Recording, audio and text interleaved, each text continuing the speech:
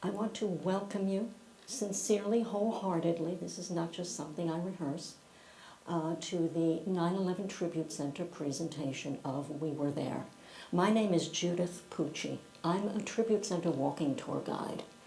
This afternoon you're going to hear stories from two of my fellow guides.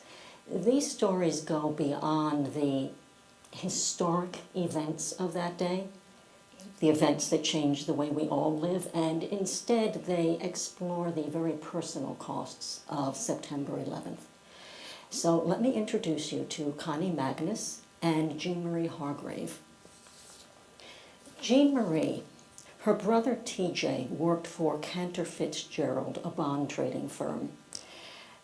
Cantor's offices were near the top of the North Tower. Now, the North Tower is the building that was hit first that morning. As for Jeanmarie, she has 3 grown daughters, and she lives in New Jersey with her husband. Connie, I never quite get used to this. Connie is a retired New York City police officer. You are looking at a detective sergeant. I am so impressed by that. I always feel like saluting her when I see her. I should do whatever she tells me to do. After the attacks, Connie had quite a perspective on September 11th because she was assigned to the medical examiner's office as a detective bureau morgue supervisor. But we're going to begin with Jeanmarie, so I'm just going to very briefly set the scene for you. As I mentioned to you, the first plane, which is American Airlines Flight 11, it struck the North Tower high up in the building. Each of the towers was 110 stories. American Airlines Flight 11 hits the North Tower between the 93rd and the 99th floor. Everyone above 99 was trapped. Access to all elevators and stairways was destroyed by the plane. Jeanmarie's brother, TJ, was in his office when the attack took place, and his office was on the 105th floor. It's all yours. Thanks for coming, everybody. I'm one of those fortunate people who grew up in a great family. I pretty much had a storybook family life. I'm one of 8 kids. Okay, I'm going to give you the names from the top down. We have Maureen, Pat, Kathy, Marianne, Jeanmarie, that's me, Carolyn, Jamie, and then the youngest was TJ. TJ was the baby. So we grew up having talent shows and rainy day picnics on the living room floor, and every Sunday night was a roast beef dinner.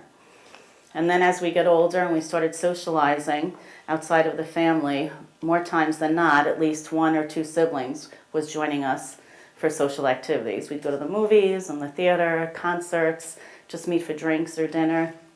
And I just had a great time with my family. I always had so much fun. And I never laughed as much or as hard as I did with my family.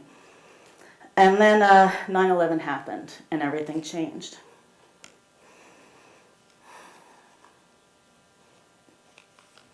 We lost my brother TJ on 9/11. And with him we lost the joy. And I think in a significant way we lost our family identity. As I said, I'm one of 8, and right after 9/11, if the conversation came up, how many kids are in your family, my automatic response was one of 8. But then I'd go, well, really I'm one of 7. And then I'd think and I'd say, well, now I'm one of 7.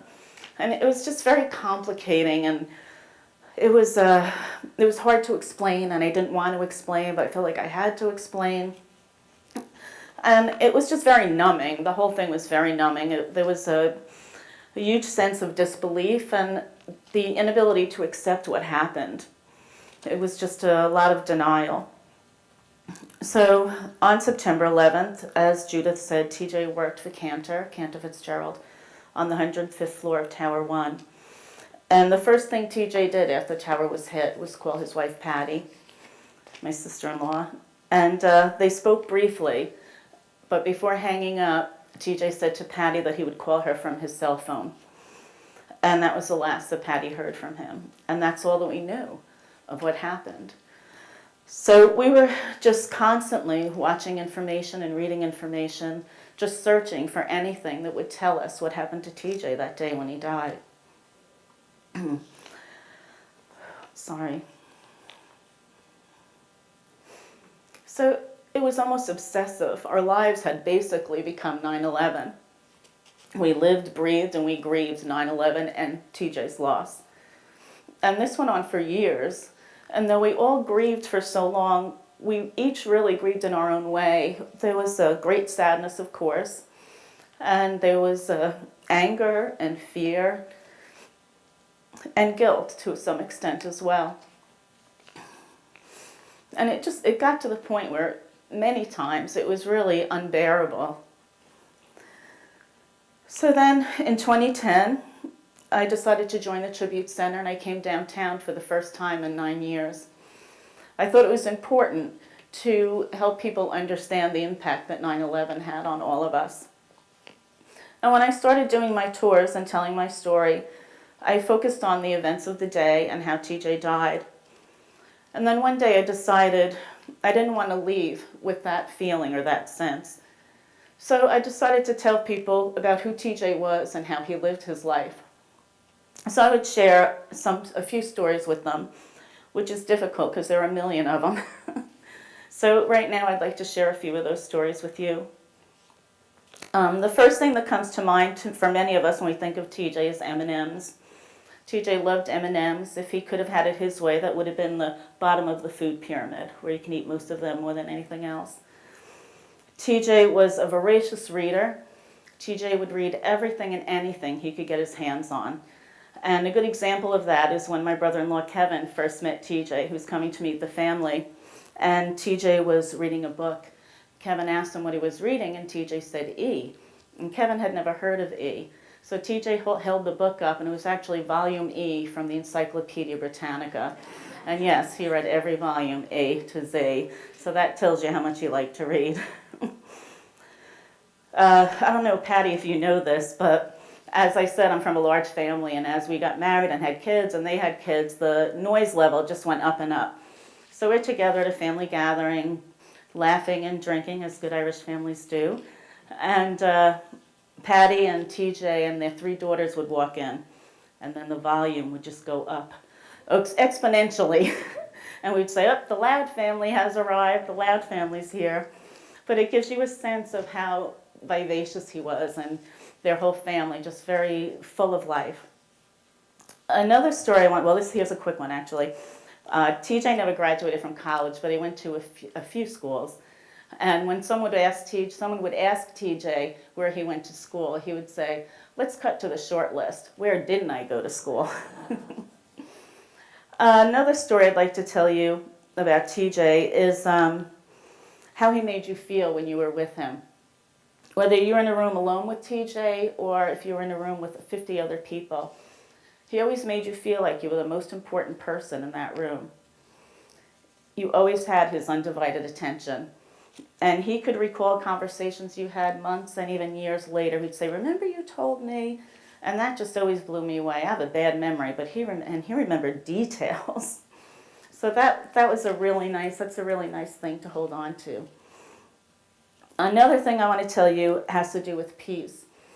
Since TJ was young, he always signed all his correspondence with the word peace. And now, since 9/11, I sign all of my correspondence with the word peace in his memory. I think it's indicative of who he was and how he lived. He was very proactive and not reactive. And he had a very positive attitude about life. And when we were gathering pictures to make a DVD, we were making a DVD for the girls. They were only 4, 6, and 8 on September 11th. So we wanted to put together a DVD for them so they'd have some things to watch and have good memories. So we're gathering all the pictures, and my family, all the pictures and the videos. And in so many of the pictures, TJ would be holding up the peace sign. Again, another indication of who he is. So many people make funny faces or odd gestures, but TJ would just hold up that peace sign and smile. Ooh, sorry. My last memory that I want to share with you about TJ is my favorite memory. It's about TJ's hugs. TJ gave the biggest bear hugs. He would hold you so tight. And he was never, the first one to let go. And I always loved that about him.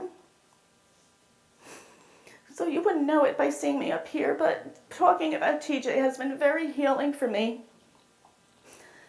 When I tell my story, I still talk about how TJ died, but I always end with how he lived his life. And I do still grieve, but I'm able to separate myself from that grief now.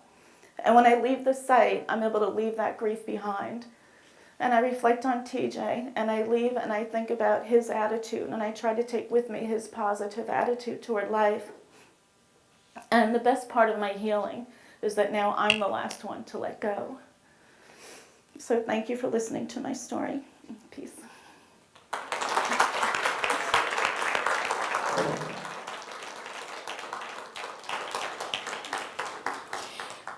Once after a tour, Jeanmarie and I did a tour. 2 guides do each tour, so there are 2 stories that are told. And we went up to the North Tower Memorial Pool because she wanted to visit TJ, and we got to his name, and she took out this small bag of M&Ms and she placed it on his name. And I already knew about his fetish with M&Ms. And so I leaned into her and I said, Jeanmarie, you do know that come the evening, the security guards are eating the M&Ms. And she said, I know, it doesn't matter. Well, TJ was never found. As of today, he's not alone. As of today, the remains of 41% of everyone who died here at the World Trade Center that morning, those remains have not been identified. Basically what that means is that a little over 1,100 people vanished into thin air. Now I'm going to give you another number, and this one is 20,000. That is about how many people safely evacuated the Trade Center that morning. Hundreds of first responders made this extraordinary rescue effort possible, and Connie was one of them. She was off duty that day. But like so many of her fellow responders, as soon as she learned of the attacks, she rushed here to where we are now, which is kind of breathtaking to me. She rushed here to the Trade Center to be of help, and I'm going to let you talk to her about her day.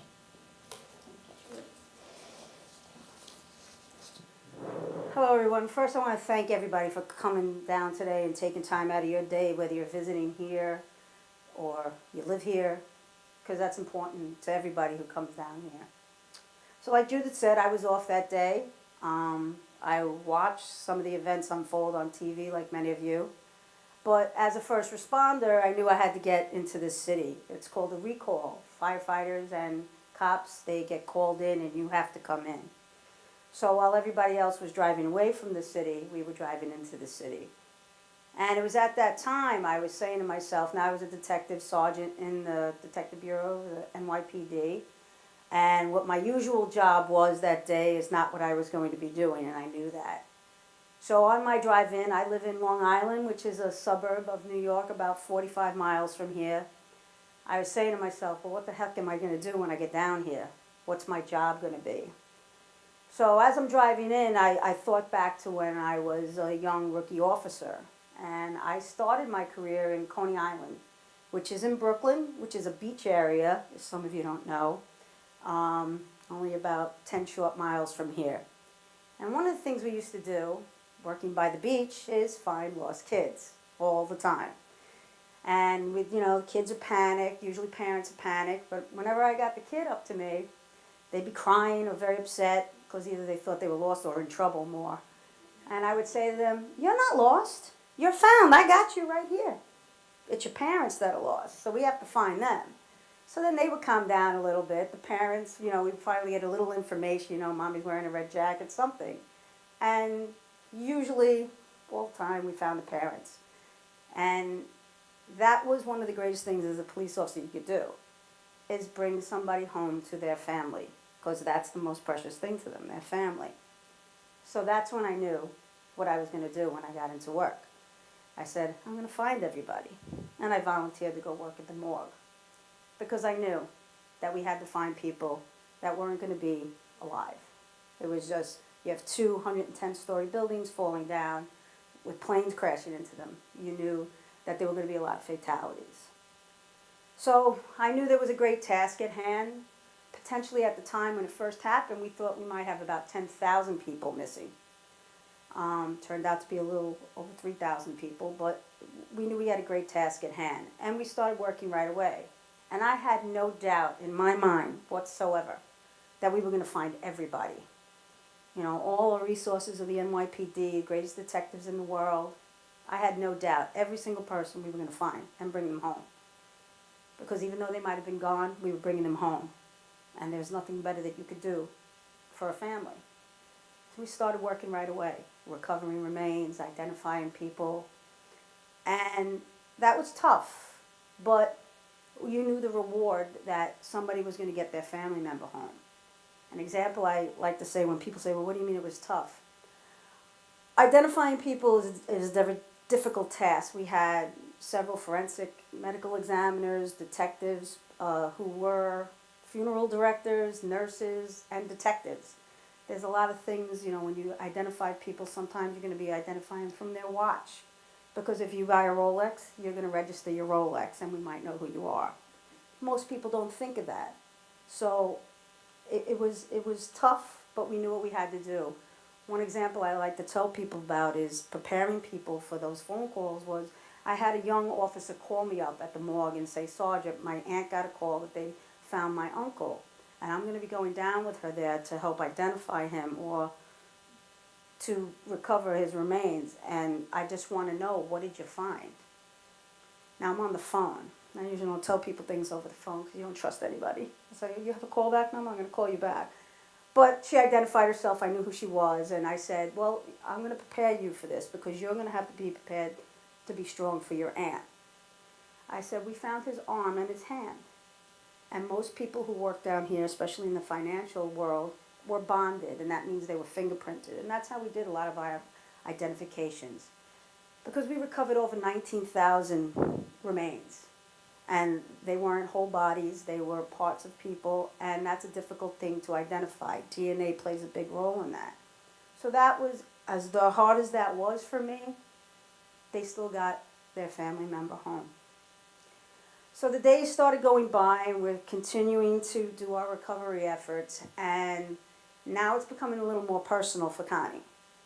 Not just the cops I knew and the firefighters I knew and friends of family members who worked here that were missing, but people would come down to the medical examiner's office and at the pier where we had people, family members coming to give DNA samples, and they would come and they would give us bits of information that we might not know about their family member.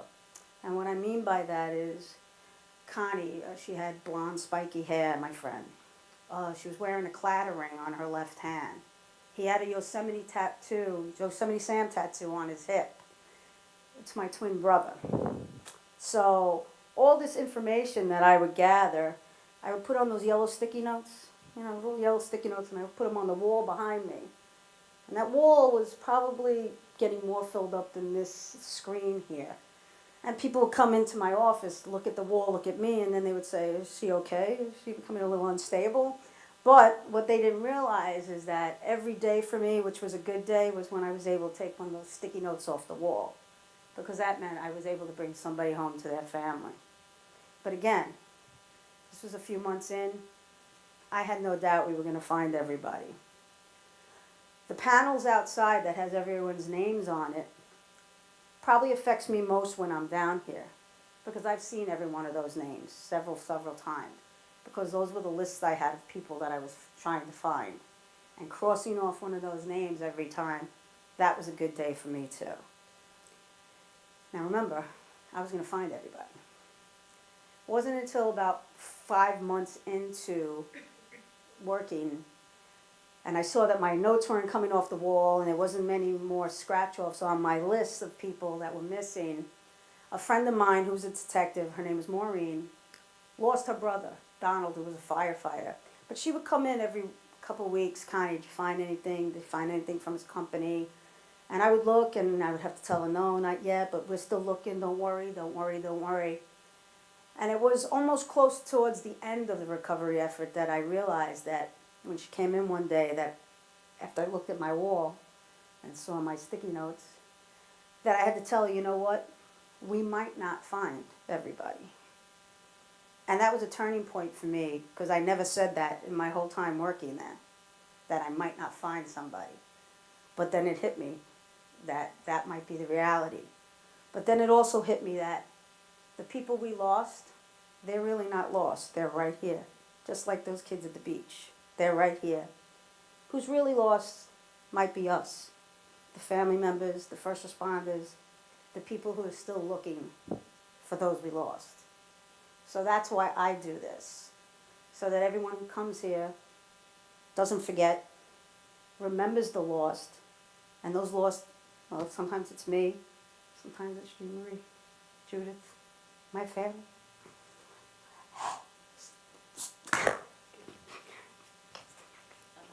So I thank you for coming down and helping find us. Thank you.